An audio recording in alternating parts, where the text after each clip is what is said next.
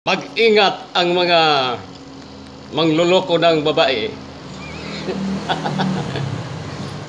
Tatlong probinsya ang huhukom ninyo. Alamin mo ang number 1. Ako. Siquijor. Pangalawa. Junior. Samar. Samar. Daram. Southern Samar. Pangatlo. Kapis. Daming mga mangkukulam dyan at barangan. Sigurado. Lumaki ang itlog ninyo. Ang ikaw mangloko ka ng babae.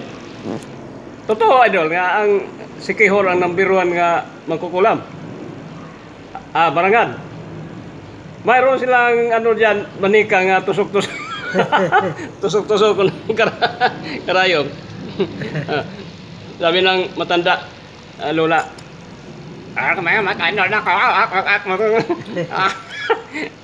Ikaw apo, huwag kang magpaloko sa mga babae.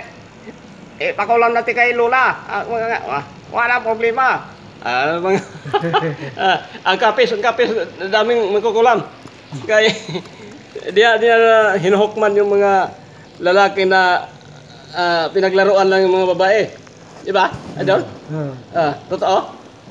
Totoo? Ikaw naman magsalita. Yung mga mapagsamantala na lalaki sa mga chicks na maputi ang hita. Tapos iniiwanan.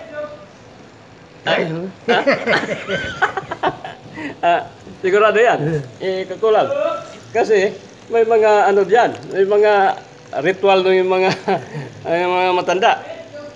Yung diyan sa Samar, maraming dyan. Yung banggiitan na ang kukulang. Kaya huwag kang magloko. Kaya huwag kayong magloko ng babae, ha?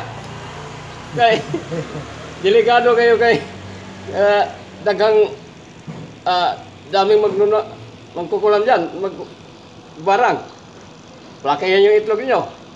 Kasi huwag niyo paglaruan. Pati bunay.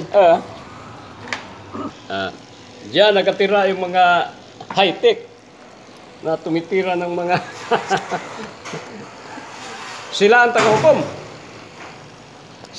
di ba? Yung mga lola, kamang ang kunan ko kayo. Double purpose.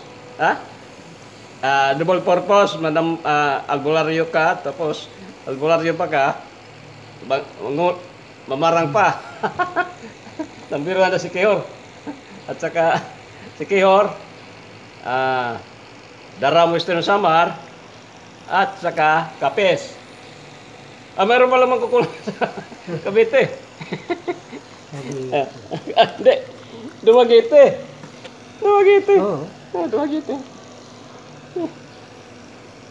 Magagaling sila mag-himo-himo ba? Tambay na kay-stack lang yun. Tambay. Yan lang. Ang paalala ko sa mga palakirong lalaki. Sige.